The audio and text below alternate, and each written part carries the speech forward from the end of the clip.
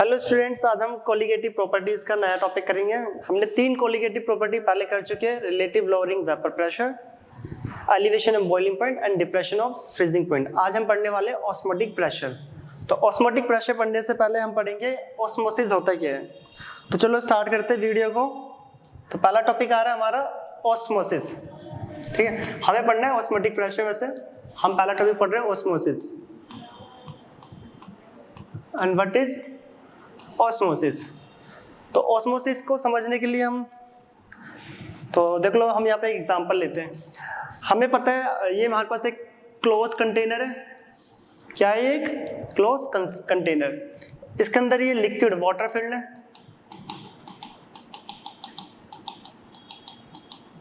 और इसके अंदर हमने रख दिया एक रेजिन, किशमिश। ठीक है, ये क्या है? रेजिन। हमने यहाँ पे क्या करा है? रेजिन प्लेस्ड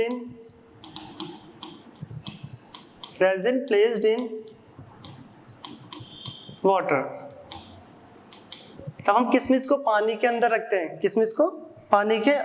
हैं, तो हम क्या ऑब्जर्व करते हैं कि कुछ टाइम बाद जो रेजिन है वो स्वेल हो जाती है। रेजिन जो है वो स्वेल्ड अप। देखा है ना, किशमिश को अगर हम पानी के अंदर रखते हैं 4-5 घंटों के लिए तो वो फूलने लगती है।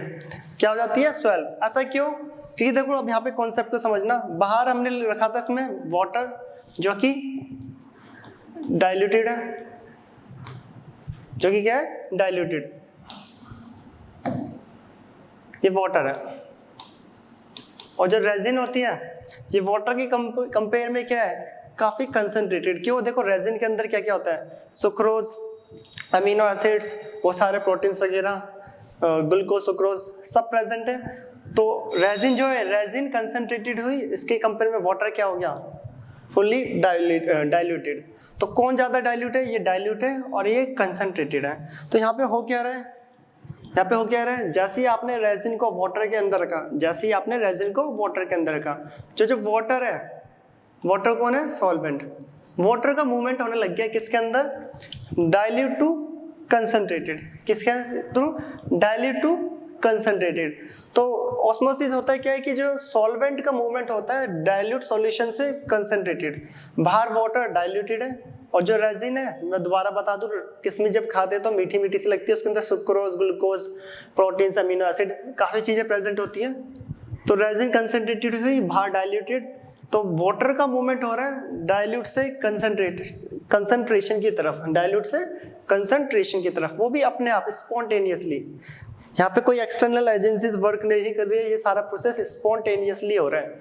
तो सॉल्वेंट का मूवमेंट हो रहा है डाइल्यूट से कंसंट्रेटेड थ्रू एसपीएम। अब यहाँ पे एक रोल हो रहा है इंपॉर्टेंट, एसपीएम। तो हमें पता है जो रेजिन के ऊपर एक पतली सी लेयर होती है जिसको हम क्या बोलते हैं? Plasma membrane.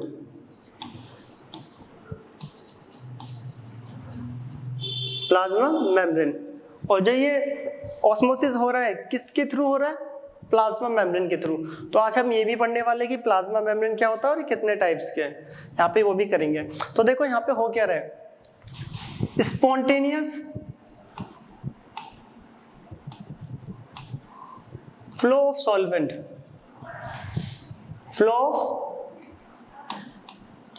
Solvent, from dilute to concentrated solution through SPM.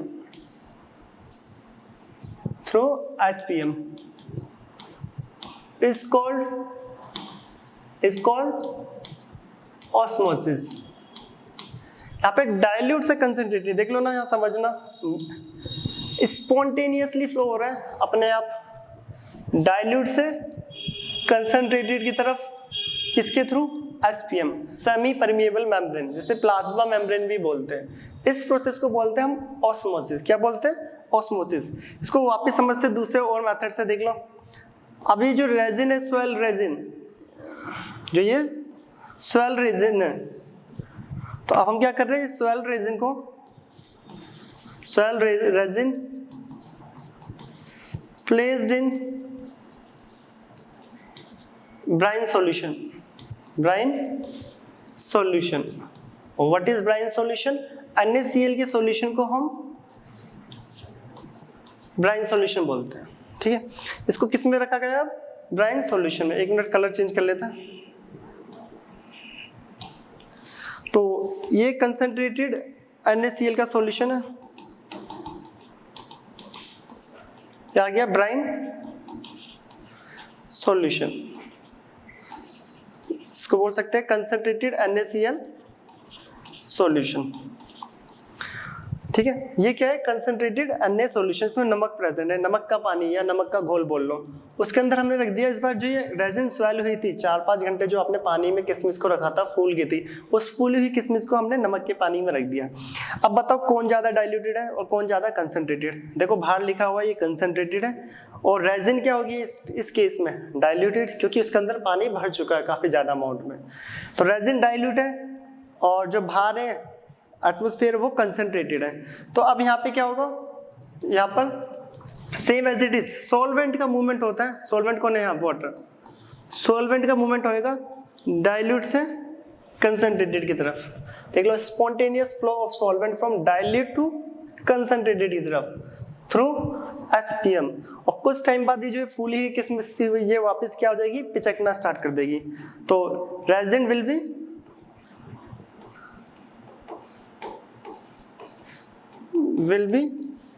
Shrinked,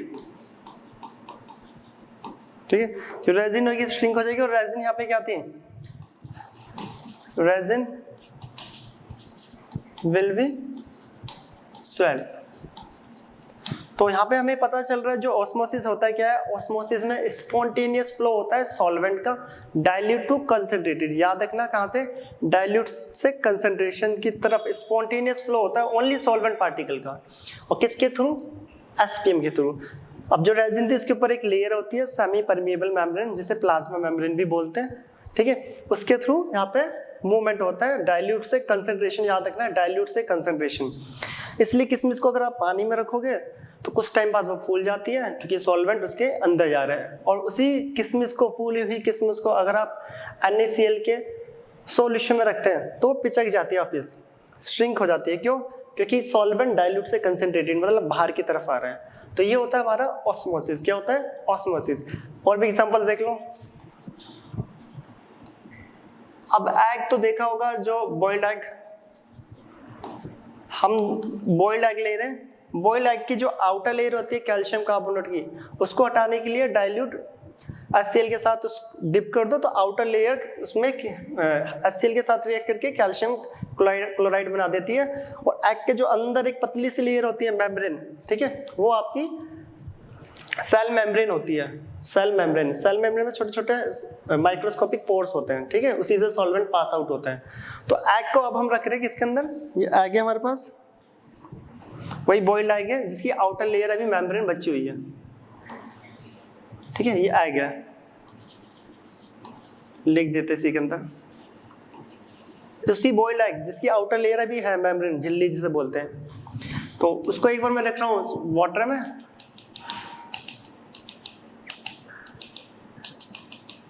जो एग है प्लेस्ड इन वाटर, और एक बार वही जो एग है boiled egg placed in NaCl solution, salt solution. तो बोला, बताओ आप क्या ऑब्जर्व करोगे, किस केस में श्रिंक होगा और किस में स्वेल? तो देख लो, ये डाइल्यूट है, ये सिर्फ ओनली वाटर है। तो डाइल्यूट से एग के अंदर कंसंट्रेटेड है, एग में बहुत सारे कंपोनेंट प्रोटीन्स वगैरह प्रेजेंट होते हैं। तो डाइल्यूट से कंसंट्रेशन की तरफ जाना, डाइल्यूट से कंसंट्रेशन की तरफ जाना किसका? सॉल्वेंट का, थ्रू SPM। इसके ऊपर जो आउटर लेयर है वो बची होनी चाहिए ठीक ठाक, तभी ये ऑस्मोसिस यहाँ पे हो पाएगा, through SPM। This is known as osmosis. और इस केस में क्या होगा? जो अंदर का वाटर है डाइल्यूट से कंसंट्रेटेड, क्योंकि बाहर NaCl सॉल्यूशन है, डाइल्यूट से कंसंट्रेटेड की तरफ वाटर का मूवमेंट होगा और यहाँ पे एग श्रिंक कर जाएगा। यहाँ से जो एग है एग स्वेल करेगा और यहाँ पर श्रिंक क्या करेगा? श्रिंक। क्या कर जाएगा यार? श्रिंक। तो ये होता है हमारा बेसिक ऑस्मोसिस। क्या होता है? ऑस्मोसिस। अब देख लो ऑस्मोसिस और कहाँ पे भी यूज होता है? घर में तब करेले बनाए जाते हैं, तो घर में जो मम्मी होती है हमारी, वो करेले को कट करके रात में उसके ऊपर सॉल्ट डाल देती है। सॉल्ट मीन्स ये ब्राइन सॉल्यूशन मान लो या सॉल्ट। अब सॉल्ट क्या करेगा? वो कंसंट्रेटेड है, करेले के अंदर का जितना भी कड़वा जो जूस होता है, रस, सॉल्वेंट, उसको बाहर खींच लेगा by the process of osmosis. और वो जैसे ही कड़वापन बाहर आ जाए तो जो वो करेला होता है उसका टेस्ट काफी अच्छा हो जाता है, मतलब कड़वापन निकल जाता है। तो वहां पे भी वो ऑस्मोसिस ही करते हैं। और सेकंड बात करी जाए तो अचार बनाते टाइम जब आम का अचार बनाया जाता है तो उसको काट कर उसके ऊपर नमक डाल के सुखा दिया जाता है कई दिन तक। वो ऐसा इसलिए करा जाता है, नमक जो होता है अंदर का सारा कड़वापन बाहर एब्जॉर्ब कर लेगा सॉल्वेंट को धीरे धीरे, और जो अचार का फ्लेवर है वो अच्छा बना रहता है, और जो अंदर से कड़वापन है वो सारा बाहर आ जाता है by the process of osmosis. ठीक है। तीसरा ये रीजन भी देख लो, हमें कभी नमक का पानी नहीं पीना चाहिए। जैसे ही हम नमक का पानी पियेंगे, जो हमारे जो सेल्स होते हैं उसका जो वाटर है वो बाहर आना स्टार्ट हो जाएगा, सेल्स का सारा वाटर बाहर आएगा और आप डिहाइड्रेट हो जाओगे और आपकी डेथ हो जाएगी। इसलिए नमक का पानी भी नहीं पीना चाहिए, इसलिए समुद्र का पानी नहीं पीता कोई भी, क्योंकि पियोगे तो आपको और ज्यादा प्यास लगेगी, क्योंकि सेल्स का सारा पानी बाहर आने लगेगा। तो ये सारी जो अभी केसेस बताए सब के सब ऑस्मोसिस होता है। बट हमें जो टॉपिक पढ़ना है आज कोलिगेटिव प्रॉपर्टी का, वो है हमारा ऑस्मोटिक प्रेशर। बट उससे पहले यहाँ पे प्लाज्मा में सेमी परमिएबल मेम्ब्रेन के बारे में भी पढ़ लेते हैं, जो हमें यहाँ पे पढ़ना है। सेमी परमिएबल मेम्ब्रेन,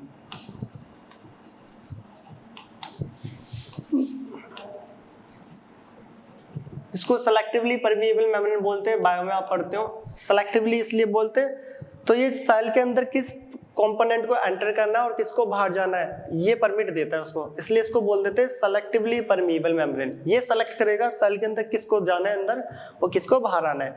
या बायो में पढ़ के आए हो, दो टाइप की होती है, एक natural and second is artificial.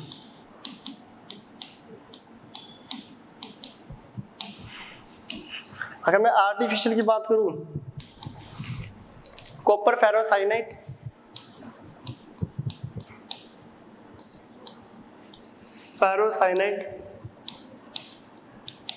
Important है, पूछा जाता है। Cu2 FeCN6, ये एक आर्टिफिशियल प्लाज्मा मेम्ब्रेन है। ठीक है, artificial plasma membrane, semi permeable बोल लो या प्लाज्मा मेम्ब्रेन जो भी। सेकेंड इज कैल्शियम फॉस्फेट,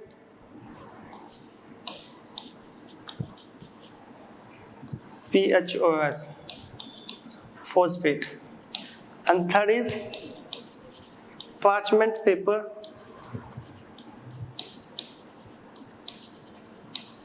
तो ये दो चार है जिसमें से जो पहला है वो बहुत इंपॉर्टेंट है, पूछा भी जाता है। ठीक है, आर्टिफिशियल जो प्लाज्मा मेम्ब्रेन है कॉपर फेरोसाइनाइड, Cu2 FeCN6 इसका फॉर्मूला है। ये आर्टिफिशियल प्लाज्मा मेम्ब्रेन है। और नेचुरल की अगर हमें बात करें तो नेचुरल आपने पढ़ भी रखा है, एनिमल सेल मेम्ब्रेन, छोटी क्लासेस में पढ़ के भी आया, animal cell membrane. Second one is plant cell membrane,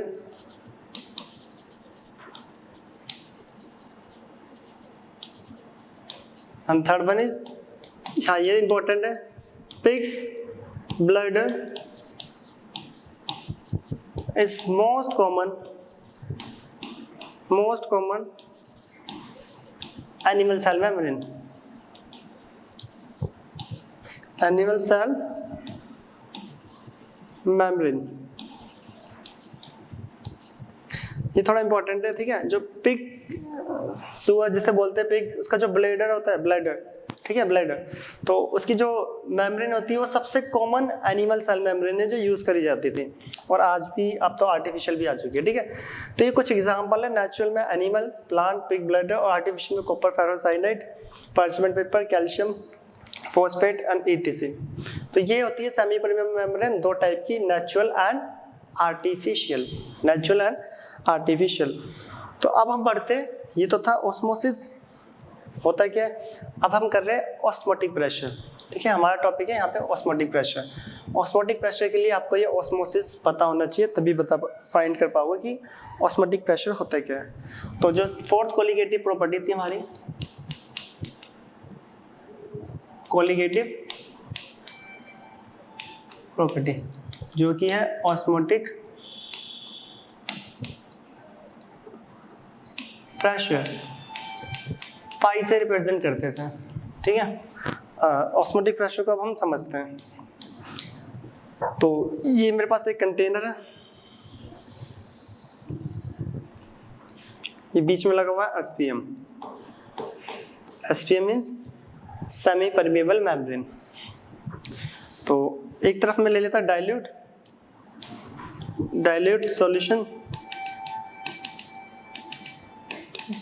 ये डाइल्यूट है, और दूसरी तरफ हम ले लेते हैं कंसंट्रेटेड।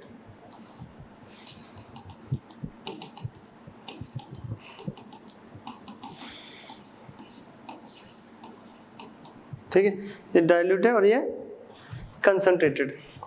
अब पहले तो ऑस्मोसिस, ये बीच में एसपीएम। ऑस्मोसिस होता है क्या, देखो अभी हम पढ़ के आए, spontaneous flow of solvent. Spontaneous flow of solvent from dilute to concentrated solution through SPM. Spontaneous flow होगा सॉल्वेंट का डाइल्यूट से कहां पर, कंसंट्रेशन की तरफ। कहां पर, डाइल्यूट से कंसंट्रेशन की तरफ। ये डाइल्यूट है। सॉल्वेंट का फ्लो होगा स्पॉन्टेनियसली डाइल्यूट से concentrated through SPM. This is called osmosis. ठीक है, ऑस्मोसिस देख लो दोबारा, डाइल्यूट से कंसंट्रेटेड की तरफ सॉल्वेंट का फ्लो होना। किसका, सॉल्वेंट का फ्लो होना, ये ऑस्मोसिस होता था जो हम अभी पढ़ के आए। ठीक है, अब हमें पढ़ना है यहाँ पे रिवर्स, ऑस्मोटिक प्रेशर क्या होता है और रिवर्स ऑस्मोसिस। तो अब ऑस्मोटिक प्रेशर देख लो, सपोज ये सॉल्वेंट इधर जा रहा है, मैं यहाँ पे एक पिस्टन ले लेता हूँ। हमने यहाँ पे लगा लिया एक पिस्टन, ठीक है। अब जैसे ही ये सॉल्वेंट इधर जा रहा है तो ये सॉल्वेंट पिस्टन के ऊपर एक प्रेशर लगा रहा होगा, प्रेशर P1 मान लो, प्रेशर P1। तो ये पिस्टन धीरे धीरे ऊपर जा रहा होगा, ठीक है। अब इस प्रेशर को मेजर करने के लिए हम क्या करेंगे कि सेम प्रेशर ऊपर लगा सकते हैं। मान लो एक गेट है, कोई यहाँ से उसे पुश कर रहा है, ठीक है, वो कितनी फोर्स लगा रहा है आप कैसे मेजर करोगे, आप सेम फोर्स दूसरी साइड से अप्लाइड कर दो। जिस टाइम पर वो बैलेंस हो जाए तो आपको पता चल जाएगा कि अंदर से कितनी फोर्स लग रही है। सेम एज इट इज, यहाँ पे एक प्रेशर लगा रहा है तो पिस्टन ऊपर जाना चाहिए। हमने सेम प्रेशर ऊपर से लगा दिया ताकि वो पिस्टन रुक जाए। हमने सेम प्रेशर लगा दिया ऊपर से P2। जब P1, इफ P1 बराबर P2 हो जाए, दोनों प्रेशर बराबर हो जाए, तो जो ये पिस्टन ऊपर जाता है वो वहीं स्टॉप हो जाएगा। If P1 is equal to P2, this is called osmotic pressure. Osmotic pressure जब ये P1 P2 के बराबर हो जाए, ठीक है, वो ऑस्मोटिक प्रेशर हो जाएगा। क्यों, क्योंकि उस टाइम पे देखो, जैसे ही P1 और P2 इक्वल हो जाए तो सॉल्वेंट का फ्लो स्टॉप हो जाएगा। क्या हो जाएगा, सॉल्वेंट का मूवमेंट स्टॉप हो जाएगा, जो फ्लो था। ये दोनों प्रेशर जैसे ही इक्वल हुए तो सॉल्वेंट का मूवमेंट स्टॉप हो गया है। क्यों, क्योंकि दोनों प्रेशर इक्वल आ गए, ना ये ऊपर जा पा रहा है, ये नीचे आ पा रहा है। उस केस में सॉल्वेंट का मूवमेंट स्टॉप हो गया है। जिस प्रेशर पे सॉल्वेंट का मूवमेंट स्टॉप हो जाए उसी को हम बोलते हैं ऑस्मोटिक प्रेशर। क्या बोलते हैं, ऑस्मोटिक प्रेशर। तो इसकी स्टेटमेंट भी देख लो, यहाँ पे लिखते हैं, if some extra pressure या some pressure is applied,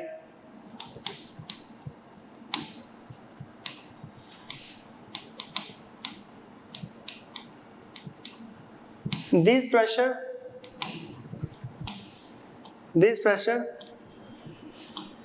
that just stop, चल क्यों नहीं रहा, एक मिनट यार, this pressure that just stop the flow of solvent is called, this is called osmotic pressure।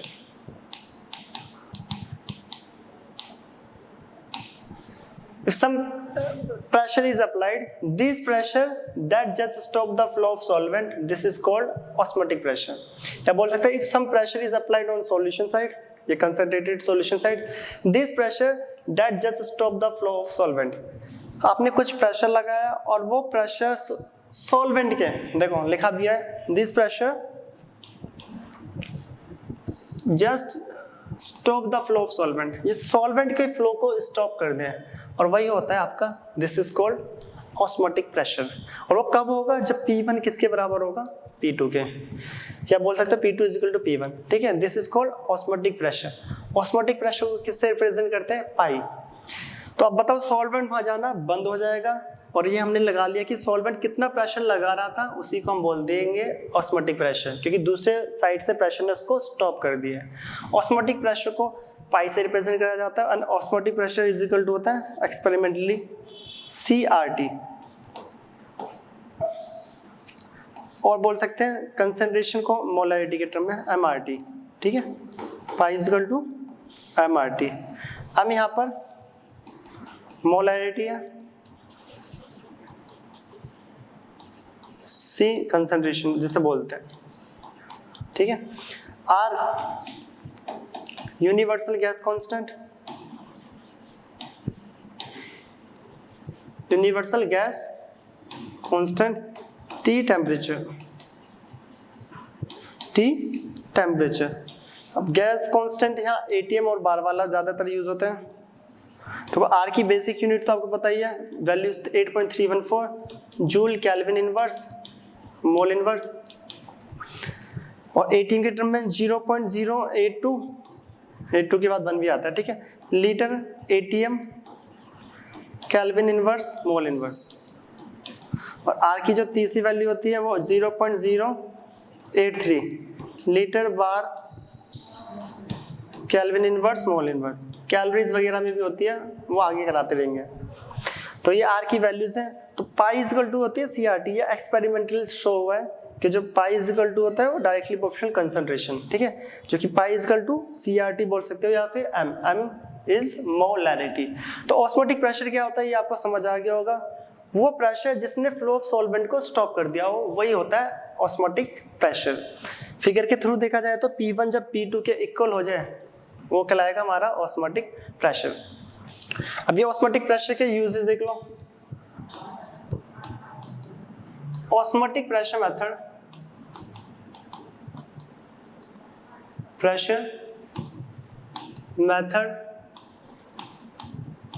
used to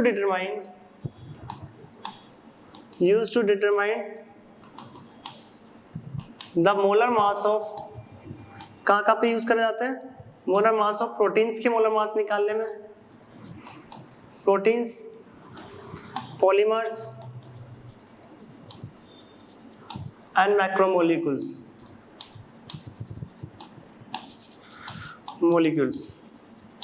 ठीक है। तो ये जो ऑस्मोटिक प्रेशर मेथड है, इसका यूज करा जाता है मोलर मास निकालने में। किसका मोलर मास? प्रोटीन का मोलर मास निकालना हो, पॉलीमर्स का कैलकुलेट करना हो, या फिर मैक्रोमोलिक्यूल्स। तो उस केस में हम ऑस्मोटिक प्रेशर मेथड यूज करते हैं, और हम न्यूमेरिकल में देखेंगे भी कि मोलर मास निकाल रखा होगा प्रोटीन्स वगैरह का।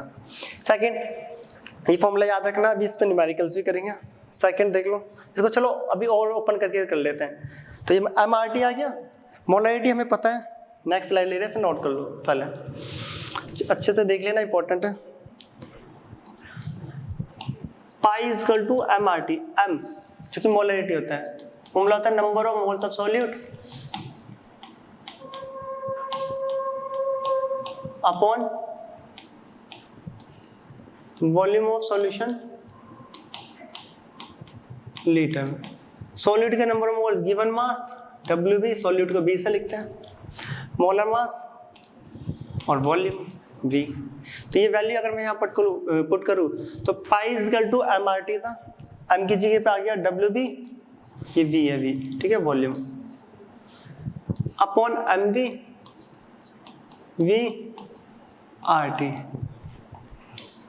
और यहाँ पे देख लो जो ये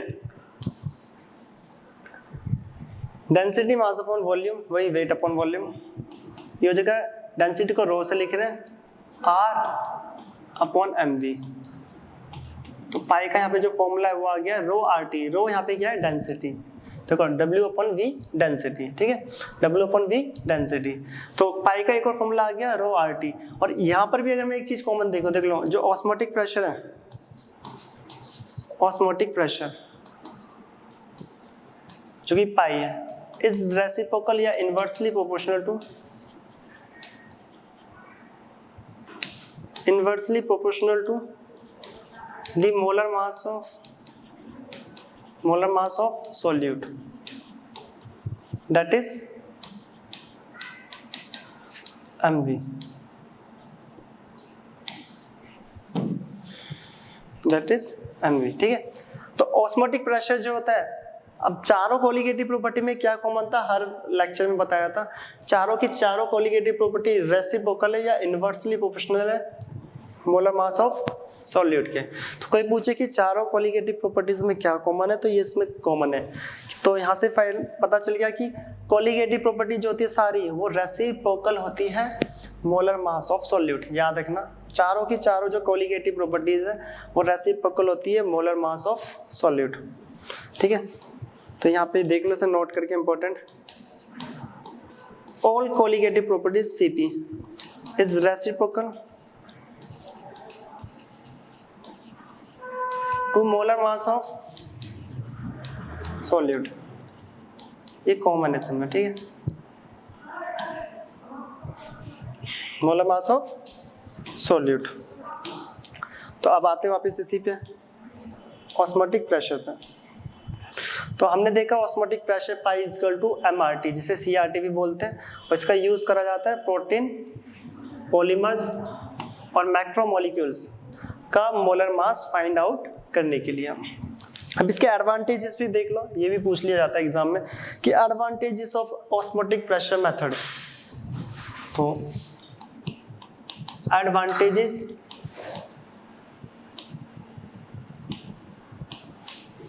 ऑस्मोटिक प्रेशर ओपी लिख रहे हैं, ठीक है, osmotic pressure method over other methods. Other means, other का मतलब यहाँ पे RLVP एलिवेशन डिप्रेशन, उससे कंपेयर कर रहे हो बाकी तीन कोलिगेटिव प्रॉपर्टीज से।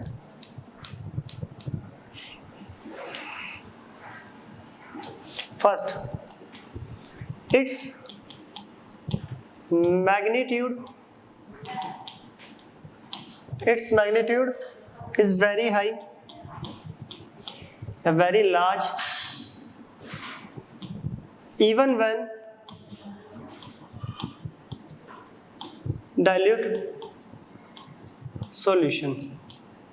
और जो हम ऑस्मोटिक प्रेशर मेथड से वैल्यू निकालते हैं उसका मैग्नीट्यूड बहुत ज़्यादा आता है, चाहे जो सॉल्यूशन है वो चाहे भले कितना भी डाइल्यूट क्यों ना हो, जिसका जो मैग्नीट्यूड है वैल्यू वो काफ़ी लार्ज आती है। इसलिए जो हेल्प मिल जाती है हमें कैलकुलेशन वगैरह करने में, उसकी स्टडी करने में। ये इसका पहला एडवांटेज है, its magnitude is very large even when dilute solution चाहे कितना भी डाइल्यूट हो जाए इसकी वैल्यू काफ़ी अच्छी आती है।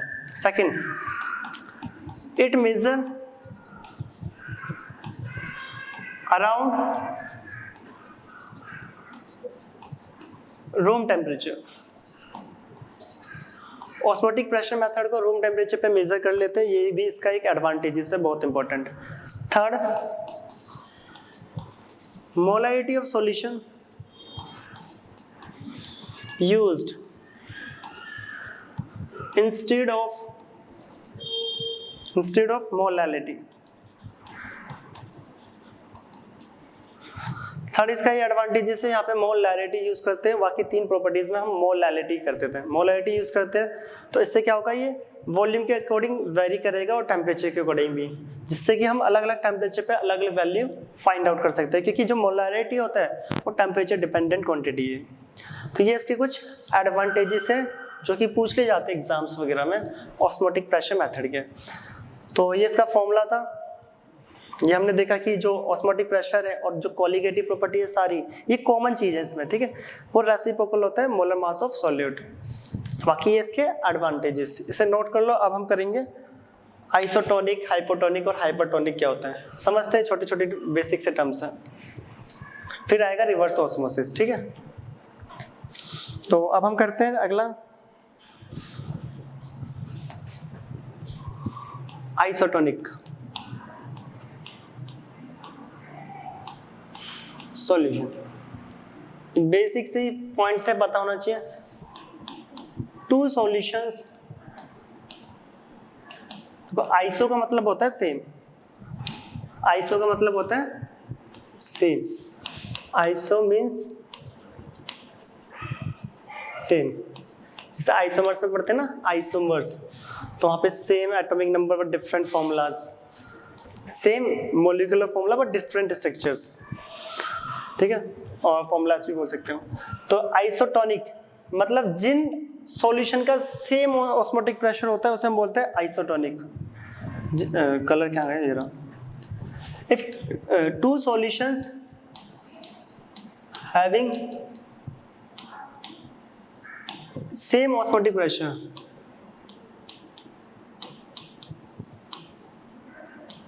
is called isotonic। Osmotic pressure दोनों का सेम है, तो दोनों का जो मूवमेंट होगा दोनों तरफ इक्वल होगा, ना ही यहाँ पे कोई श्रिंक होगा ना ही कोई स्वेल। तो ऐसे सॉल्यूशन को बोलते हैं आइसोटोनिक, जिनका ऑस्मोटिक प्रेशर बराबर हो, एक का पाई दूसरे के पाई के इक्वल होगा। Second, hyper tonic.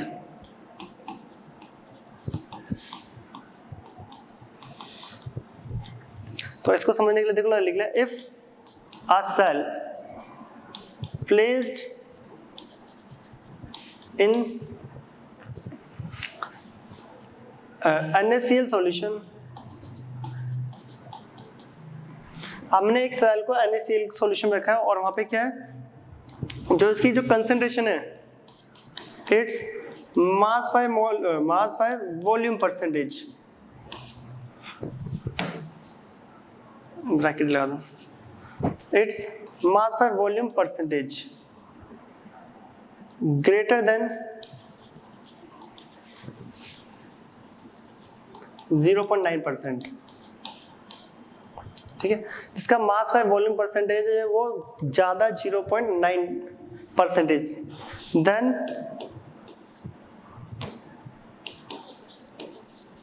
सॉल्वेंट, जो कि क्या है यहाँ पे water, will flow out of this from the solution, from the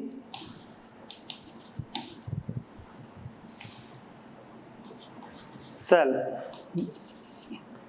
This is called hypertonic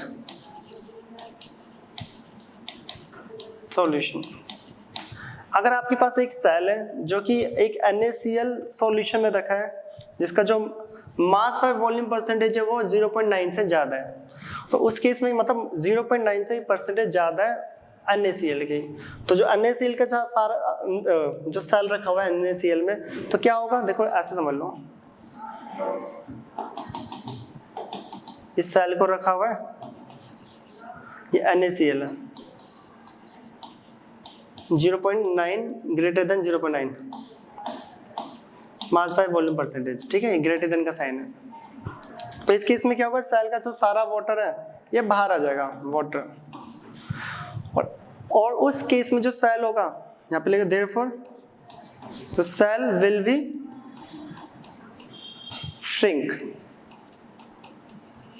shell क्या हो जाएगी, श्रिंक। और इस टाइप के सॉल्यूशन को बोलते हैं हाइपरटोनिक। हाइपरटोनिक सॉल्यूशन में अगर आप सेल को या किसी भी चीज को रखते हो तो क्या होगा, वो श्रिंक कर जाएगा। जो श्रिंक वाला केस होता है वो सारा हाइपरटोनिक, और जो स्वेल वाला होता है वो हाइपोटोनिक, ठीक है। इसका अपोजिट, अगर मैं सेल को यहाँ पे देख लो, same statement, if a cell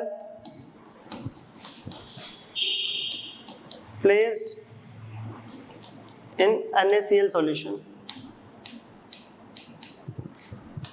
उसकी कंसेंट्रेशन है, its mass by volume percentage is less then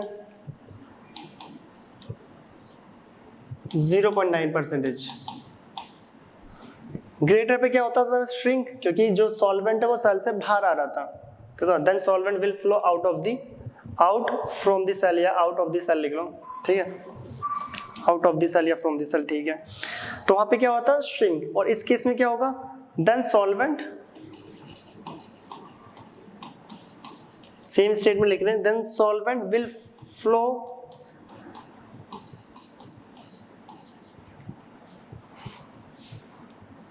in cell, therefore it will be swell. This is called hypotonic। और ये जो एग्जांपल लिखा है ना NaCl वाला, ये पूछा जाता है एग्जाम में। अब एग्जाम में स्टेटमेंट टाइप की, अगर कंसंट्रेशन NaCl की 0.9 मास और वॉल्यूम से ज्यादा है तो सॉल्यूशन कैसा होगा? आइसो, हाइपो, हाइपर या नन ऑफ दिस। ग्रेटर वाले में श्रिंक करेगा। ऐसे याद रख लेना, NaCl की कंसंट्रेशन ज्यादा है, मैंने अभी बताया भी था, तब नमक की कंसंट्रेशन ज्यादा होती है तो ये सॉल्वेंट को खींच लेता है बाहर, और सॉल्वेंट को बाहर खींचेगा तो श्रिंक कर जाएगा। और नमक की कंसंट्रेशन कम है, लेस देन लिखा है, ठीक है, तो उस केस में क्या होगा? सॉल्वेंट अंदर जाएगा और वो स्वेल अप कर जाएगा, ठीक है। तो वहाँ पे जो सेल है स्वेल अप कर जाएगा, यहाँ पे श्रिंक। आइसो होता है same osmotic pressure, hyper shrink and hypo swelled. तो ये तीन टाइप के बेसिक सी टर्म्स होती है ये ऑस्मोसिस में, ठीक है। तो हमने क्या क्या करा है अभी? ऑस्मोटिक प्रेशर हो गया पाई। अब हम करते हैं रिवर्स ऑस्मोसिस। क्या होता है रिवर्स ऑस्मोसिस? इसी फिगर के थ्रू समझेंगे हम रिवर्स ऑस्मोसिस को भी, इसलिए इंपॉर्टेंट था। ऑस्मोसिस क्या होता था? सॉल्वेंट का मूवमेंट होना है डाइल्यूट से कंसंट्रेटेड थ्रू SPM, और ये भी स्पॉन्टेनियसली अपने आप, ठीक है, वो होता था ऑस्मोसिस। फिर आया ऑस्मोटिक प्रेशर। हमने यहाँ से P2 एक प्रेशर लगाया, यहाँ से प्रेशर अपना आप लगाता है, जिस केस में दोनों इक्वल हो गए मीन्स सॉल्वेंट का मूवमेंट रुक गया, वो था osmotic pressure, just stop the flow of solvent. अब आ रहा है reverse osmosis. Reverse osmosis, reverse osmosis, तो उसी फिगर के थ्रू हम समझते हैं रिवर्स ऑस्मोसिस। ये डाइल्यूटेड,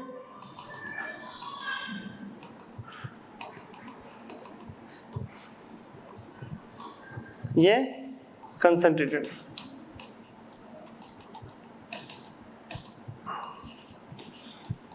बीच में SPM लगा है, semi permeable membrane. Osmotic pressure क्या था? सॉल्वेंट का मूवमेंट हो रहा था, क्या था? सॉल्वेंट का मूवमेंट हो रहा था, कहां से? डाइल्यूट से कंसंट्रेटेड। और इसने क्या कर दिया था? जो ये पिस्टन लगा हुआ था यहाँ पर, ये P1 था, चलो देख लेते हैं हमने P1 किसको ऐड कर रहे हैं। हमने नीचे वाले को P1 ऐड कर रहे हैं, ठीक है।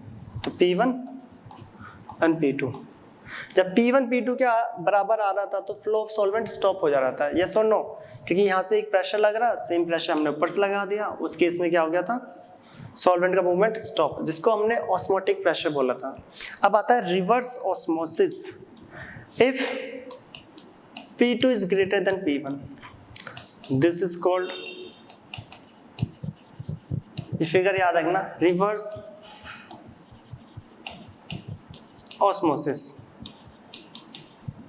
कैसे? देख लो, अगर P2 ज्यादा हो जाए, अगर P2 ज्यादा हो जाए तो ये पिस्टन नीचे की तरफ आएगा। पिस्टन क्या आएगा? नीचे की तरफ। इस सब को रिमूव कर देते हैं। अगर P2 ज्यादा हो जाए तो ये पिस्टन नीचे की तरफ आने लगेगा। अब पिस्टन नीचे की तरफ आएगा तो इसके ऊपर एक प्रेशर लग रहा है। अब प्रेशर लग रहा है तो इसमें से ये बीच में SPM लगा हुआ है, जो सॉल्वेंट था वो वापस अपोजिट डायरेक्शन में फ्लो कर जाएगा, क्योंकि यहाँ का प्रेशर अब क्या है? ज्यादा। सॉल्वेंट जो है जो रिवर्स डायरेक्शन में फ्लो करना स्टार्ट कर देगा अगर P2 की वैल्यू में ज्यादा कर दूं। अगर रिवर्स डायरेक्शन में सॉल्वेंट फ्लो कर रहा है तो ये सॉल्वेंट H2O वापस आने लग गया, वापिस इस साइड आने लग गई है जो वाटर है, और इसमें जो जितनी भी चीजें प्रेजेंट है, जितने भी सॉलिड वगैरह है, वो सब यहीं के यहीं पे रह जाएंगे। अगर सॉल्वेंट रिवर्स डायरेक्शन में मूव करने लग जाए, कब? जब P2 ज्यादा हो जाए, ये वाला प्रेशर ज्यादा हो जाए, इसी को बोलते हैं हम रिवर्स ऑस्मोसिस। यहाँ पे सही से समझना, इसी को बोलते हैं रिवर्स ऑस्मोसिस। सपोज करो हम आपने एडवर्टाइजमेंट देखा होगा, जितने भी फिल्ट्रेशन वाले एक्वागार्ड आरओ वगैरह होते हैं, वो पानी को फिल्ट्रेट कर देते हैं। कैसे? मान लो आपने गंदा पानी लिया और यहाँ पे भर दिया, यहाँ से एक P2 प्रेशर लगाया एक्स्ट्रा, उस गंदे पानी में से सिर्फ कौन यहाँ पर आएगा? सिर्फ और सिर्फ सॉल्वेंट, क्योंकि हम पढ़ के आए सॉल्वेंट का ही मूवमेंट होता है। किसका मूवमेंट होता है? सॉल्वेंट का। उस गंदे पानी में से सिर्फ और सिर्फ वाटर यहाँ पे आ जाएगा, और जितना भी जो डस्ट बैक्टीरिया वगैरह वो सब के सब यहाँ पे स्टॉप हो जाएंगे, और इसी को बोलते हैं रिवर्स ऑस्मोसिस। और जितने भी आरओ एक्वागार्ड है वो सब हमारे रिवर्स ऑस्मोसिस पे बेस्ड होते हैं। किस प्रिंसिपल पे? Reverse osmosis. बट फर्क ये है कि वहाँ पे हम आर्टिफिशियल जो मेम्ब्रेन्स का यूज करते हैं। तो याद रखना, यहाँ पे अगर आप कितना भी गंदे पानी को यहाँ पे फिल कर दो, उसमें से सिर्फ और सिर्फ कौन बाहर आएगा? सिर्फ और सिर्फ सॉल्वेंट, दैट इज वाटर। और कब होगा? जब P2 को ज्यादा कर दे P1 से, और लास्ट में यहाँ पे गंदा पानी और यहाँ पे जो भी बचेगा वो एकदम सबसे साफ शुद्ध जल जिसे बोलते हैं वाटर, हमें यहाँ पे मिल जाएगा। ठीक है, तो ये रिवर्स ऑस्मोसिस है जब P2 ग्रेटर हो जाए P1 से। इस रिवर्स ऑस्मोसिस पहले देख लो इसकी स्टेटमेंट। If some, ऐसे लिख लो, if pressure larger than the osmotic pressure,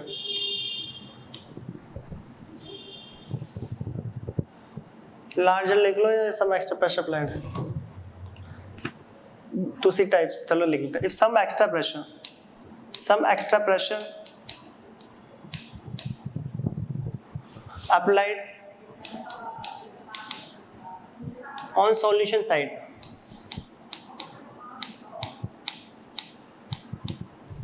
the solvent, then the solvent,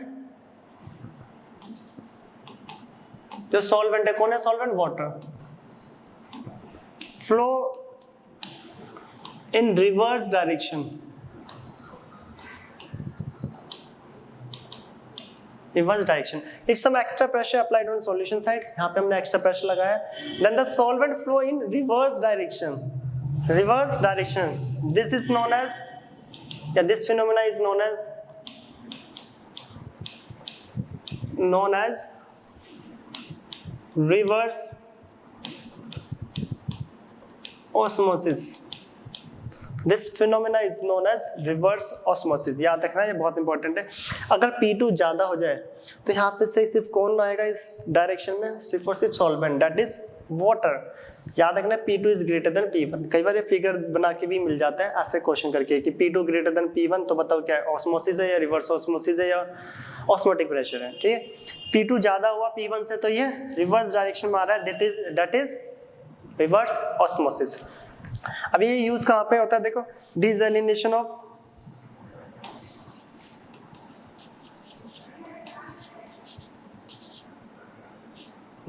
सी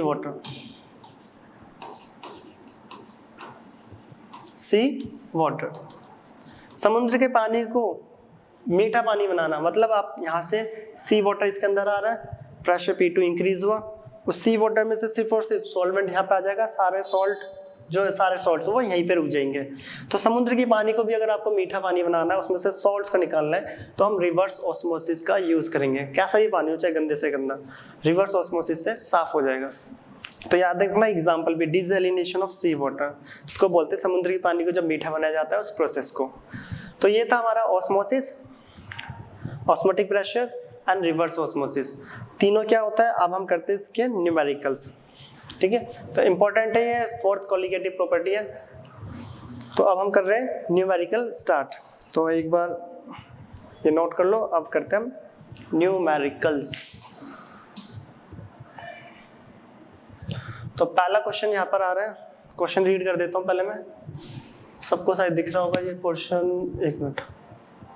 ठीक है, अ सॉल्यूशन कंटेनिंग 10 ग्राम पर डेसीमीटर क्यूब ऑफ यूरिया इसका मोलिकुलर वेट 60 है, मोलर वेट इज आइसोटोनिक, देखो मेंशन करा हुआ है क्या है, आइसोटोनिक।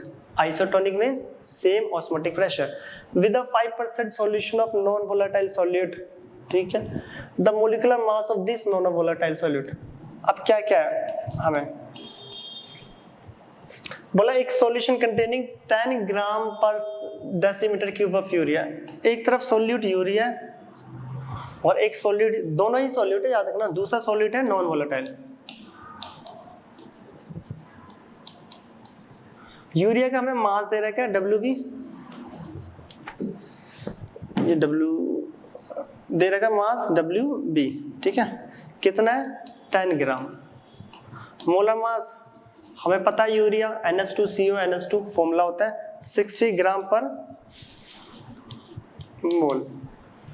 दूसरा जो सॉल्यूट है वो नॉन वोलेटाइल है जिसका मास हमें नहीं पता है, urea is isotonic with 5% solution बोले हैं। 5% मींस क्या होता है 5 ग्राम, 5% मतलब मींस होता है 5 ग्राम। अब देखो यहाँ पे एक चीज सही से देखना, ये भी सॉल्यूट है ये भी सॉल्यूट है, इसको भी WB से उसको भी WB, इससे WB डैश लिख लेते हैं ताकि दोनों में फर्क दिखे। तो MV डैश, A मैंने इसलिए नहीं लिखा क्योंकि हम पूरे चैप्टर में A सॉल्वेंट के लिए लिख रहे हैं और B सॉल्यूट, दोनों ही सॉल्यूट थे, तो मैंने ये B डैश, ये MB ये MB डैश, MB निकालना है। 5 कैसा है बोला 5% सॉल्यूशन, ये परसेंटेज वाले क्वेश्चन बहुत कर रहे हैं। 5% means 5 gram present in 100 gram of solution, ये तो होता है 100 ग्राम ऑफ सॉल्यूशन। और कुछ गिवन है ना, हाँ आइसोटोनिक है। आइसोटोनिक मींस जो पाई बराबर होगा वो पाई डैश के, इसका ऑस्मोटिक प्रेशर पाई और उसका प्रेशर पाई डैश, ठीक है, ये भी हमें पता चल गया। और कुछ दे रखे हैं मोलरिटी के लिए, ग्राम पर डेसीमीटर क्यूब मींस ml, इसका वॉल्यूम है सॉरी V ले लेते हैं 1000 ml, डेसीमीटर क्यूब मतलब ml, ठीक है। और उसका कितना है देखो 5% means 5 gram present in 100 gram of 100 ml of solution, वही होता है ना 100 ग्राम ऑफ सॉल्यूशन, तो इसका वॉल्यूम V डैश लिख रहे हैं 100। अब सब कुछ गिवन है, दोनों का सब कुछ गिवन है, देख लो। पहले इसके लिए लिखते हैं, जो पाई इक्वल टू होता है वो होता है MRT, तो पाई M होता है WB, MV, V या RT, ठीक है। और ये क्वेश्चन फर्स्ट ले लो, इसके लिए जो अगर मैं पाई डैश लिखूं वही WB डैश डायरेक्ट लिखते हैं, R कांस्टेंट दोनों में सेम होगा, रिएक्शन एक ही, मतलब टेम्परेचर कोई चेंज नहीं है, पूरा प्रोसेस एक ही है, रिएक्शन जो है। और MB डैश और वॉल्यूम डैश। तो according to question pi and pi dash are equal, ये दोनों इक्वल हैं, तो इनके जो राइट वाले प्रोडक्ट है RHS वो भी इक्वल हो जाएंगे। तो अकॉर्डिंग टू क्वेश्चन हम देखें तो ये पूरी वैल्यू राइट वाली उस पूरे के इक्वल है, लिखते हैं WB RT upon MV V, WB dash RT MV dash V dash, RT से RT कैंसिल, और हमें निकालना है, देख लो यहाँ पे फाइंड आउट करना है MV, जो फाइंड आउट करना है उसको एक तरफ ले लेते हैं, चलो अब तो MB डैश इसको ऊपर ले लिया, तो ये बचा WB डैश, ये उससे गया MV इंटू में वॉल्यूम, ये ठीक है, तो V डैश इंटू में WB,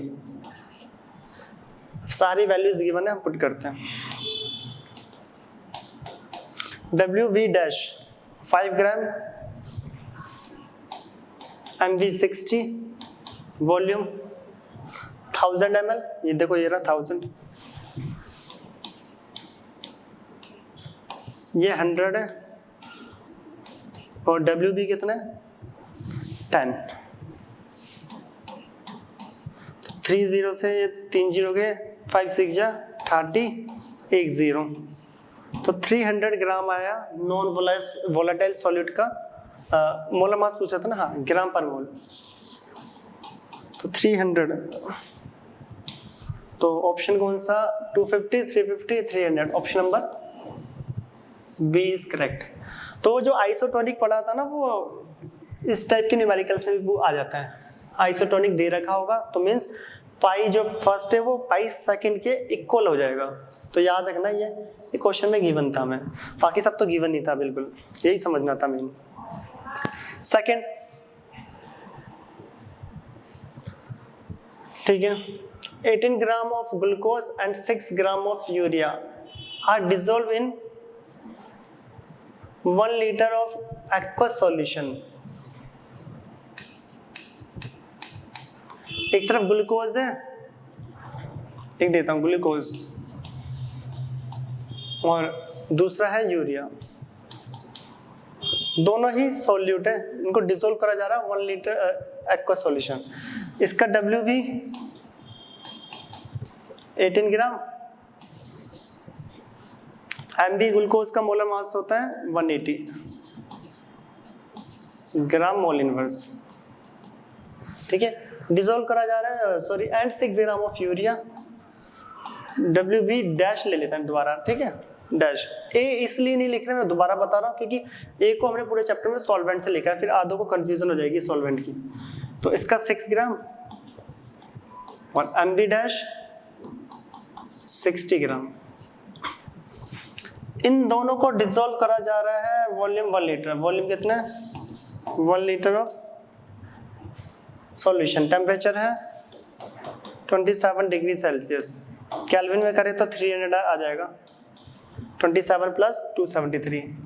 the osmotic pressure of solution will be, तो देख लो हमें पता है, देखो ऑस्मोटिक प्रेशर का जो पाई होता है वो होता है MRT। M को अगर हम पुट करें तो W अपॉन MV इंटू में वॉल्यूम RT, ये फॉर्मूला बनता है पाई का जो हमने अभी पीछे पढ़ा है, ठीक है। तो पाई इंटू में V बराबर आ गया WB अपॉन MV RT। बोला कि ऑस्मोटिक प्रेशर निकालो, देख लो पाई फाइंड आउट करना है सॉल्यूशन का, क्या निकालना है ऑस्मोटिक प्रेशर, पाई निकालना है। वॉल्यूम कितना है 1, वॉल्यूम कितना है 1। R और T तो दोनों ही के लिए कॉमन होगा, या एक एक करके निकाल लो या अलग अलग करके, ठीक है। RT तो दोनों ही कॉमन है। अब देख लो यहाँ पे जो WB और MB, यहाँ पे 2 सॉल्यूट है, एक ग्लूकोज एक यूरिया, तो टोटल कितने सॉल्यूट है ग्लूकोज एंड यूरिया, मतलब WB upon MB plus WB dash upon MB dash. ये नंबर ऑफ मोल्स लिख लो क्योंकि ये नंबर ऑफ मोल्स है given mass upon molar mass, number of moles of 1 plus number of moles of 2। RT तो दोनों के लिए ही कॉमन है, बस अब कुछ नहीं है, पाई निकालना, सारी वैल्यू पुट कर दो यहाँ पर, ठीक है। 2 सॉल्यूट थे, दोनों के अलग अलग गिवन मास मोलर मास है, RT सबके लिए कॉमन ही है, तब भी कॉमन आ जाएगा, अलग अलग पुट करके भी निकालोगे तो करते हैं। WB कितना है 118, ये तो 1 पाई हो गया, ये 18 अपॉन 180 प्लस 6 अपॉन 60 RT, तो ये आया 1/10, ये भी 1/10 RT है, तो 10 LCM आया 2 इंटू में RT पाई 2। R कौन सा ले, अब एक मिनट, आंसर हमें ATM में दे रखा है तो ATM वाला लेते हैं। 0.082, टेम्परेचर 300, ठीक है। पॉइंट हटाया तो 3 जीरोस क्या है, 2 0 से 2 0 कट, 2 3 6, 6 2 12, 1 6 48 49, तो 49 से कोई आंसर है क्या ये रहा 4.96, तो 4.926 ऑप्शन बी। तो ये आ रहा है हमारे पास पाई 4.92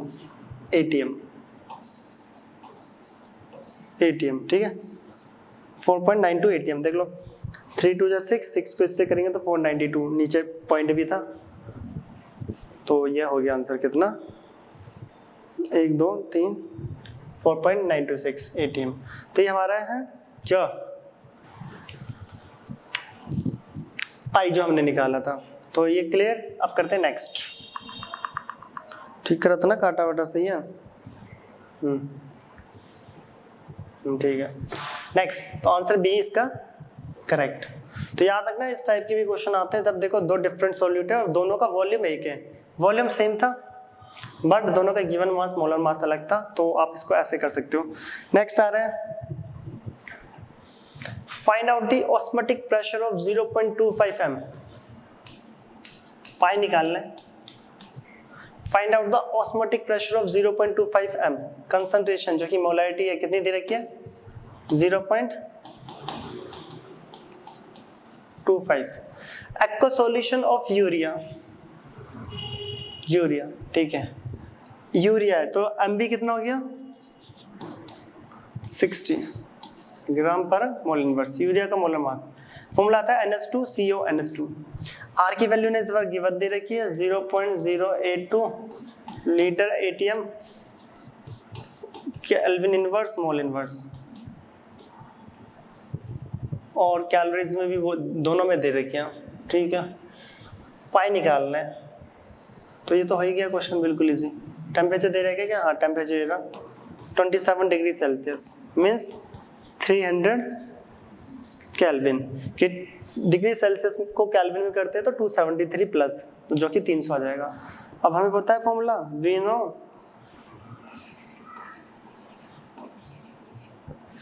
पाई इक्वल टू CRT। ये तो डायरेक्ट ही हो रहा है, इसमें तो कुछ था ही नहीं।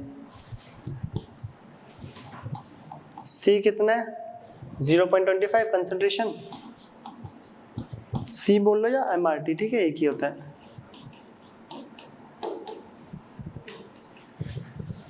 R कितना है 0.082 मल्टीप्लाई टेम्परेचर 300, पॉइंट हटाया 3 0, पॉइंट हटाया 2 0, इसके 2 से तो 2 0 कटते हैं, नीचे बचा है 1000, तो मल्टीप्लाई करते हैं 325 या 75, 75 को 82 से मल्टीप्लाई करें, 5 2 जा 10, 1 5 8 जा 40, 41 7 2 जा 14, 1 7 7 जा 40, 7 जा 50, 57 सही करेगा क्या? ठीक है तो कितना आ रहा है 0 5 1 1 6 6 6150 और नीचे 1000 तो 6.1। सही से देख लेता कोई गलत ना हो जाए पॉइंट में। 1 2 3 जीरोस के थे, 2 जीरोस के 200 2 जीरो का, ठीक है नीचे 1000, तो ये आ रहा है 6.150। आर कौन सा था देखो, आर हमने ATM वाला यूज करा है तो प्रेशर भी ATM, तो 6.15 ऑप्शन ए 6.157 ATM। तो ये तो नॉर्मल सा क्वेश्चन था डायरेक्ट फॉर्मूला बेस्ड। नेक्स्ट अब हम करते हैं अगला क्वेश्चन। क्वेश्चन है two solution of glucose have osmotic pressure this and this. Two solution of glucose have osmotic pressure 1.5 2.5, ठीक है। 1 liter of solution mixed with the 2 liter of second 1 liter, ठीक है। The osmotic pressure of resultant, अच्छा पाई नर निकालना है,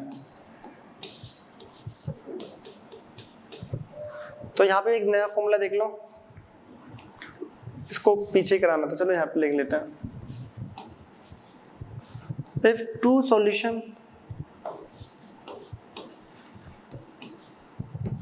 if osmotic pressure of two solution, या फिर बोलो if two solution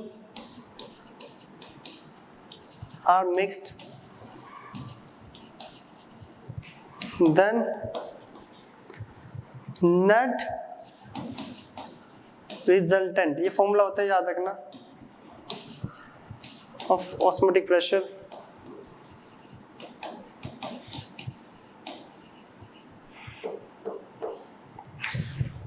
pi 1 V1 plus pi 2 V2 gives to pi net, net लिखा है pi net V1 plus V2। Direct formula याद रखना अपना, इंपॉर्टेंट है। कभी भी दो सॉल्यूशन, ठीक है, दो सॉल्यूशन दे रखे, दोनों एक दूसरे में मिक्स्ड है, जैसे कि इस क्वेश्चन में बोला है, और बोला है नेट ऑस्मोटिक प्रेशर बताओ कितना होगा। तो जो इसका फॉर्मूला है पाई 1 V1 प्लस पाई 2 V2, ये पहला सॉल्यूशन का ऑस्मोटिक मल्टीप्लाई वॉल्यूम, दूसरा सॉल्यूशन का ऑस्मोटिक मल्टीप्लाई वॉल्यूम, पाई नेट जितने भी वॉल्यूम है उनका सम, 2 था तो 2, 3 होगा तो 3 का, ठीक है।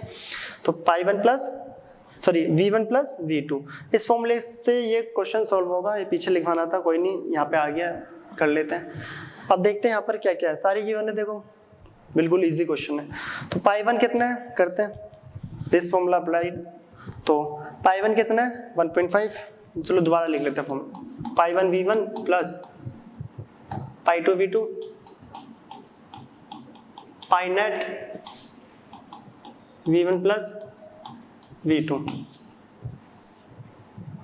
पाई नेट निकालना है, तो पाई 1 कितना 1.5 इंटू में 1 प्लस 2.5 इंटू में 2 इंटू में 2 is equal to pi net देख लो, pi net V1 plus V2 1 plus 2 3, तो ये कितना आ रहा है, इसको करेंगे तो 1.5 ही आएगा, इसको करेंगे तो 5 आ जाएगा, 2.5 को 2 से इंटू करेंगे, ठीक है। पाई नेट ये कितना आ गया 3 पाई नेट, तो ये कितना आ गया 6.5 अपॉन 3 पाई नेट। तो पाई नेट इज इक्वल टू 3 2 जा 6.3 1 जा 3, 2 बचा 3 6 जा 18, आंसर है ऐसा कुछ 2.16 2.16 ATM। तो ये फॉर्मूला याद रखना, आता है, आ सकता है, आते भी ऐसे क्वेश्चन एंट्रेंस में, बहुत इंपॉर्टेंट है। कभी भी दो सॉल्यूशन हो, दोनों मिक्स्ड हो, पूछा जाएगा बताओ नेट ऑस्मोटिक प्रेशर या रिजल्टेंट जिसे बोलते हैं नेट ऑस्मोटिक प्रेशर कितना होगा, इसका ये फॉर्मूला है डायरेक्ट। तो ये था हमारा ऑस्मोसिस और ऑस्मोटिक प्रेशर और रिवर्स ऑस्मोसिस हमने पढ़ा है। तो हमने चारों कोलिगेटिव प्रॉपर्टी कंप्लीट कर ली है। अब हम नेक्स्ट वीडियो में मिलेंगे नेक्स्ट टॉपिक के साथ इसी टाइप से, तो ये आप इधर नोट करिए। अब हम मिलते हैं नेक्स्ट वीडियो में।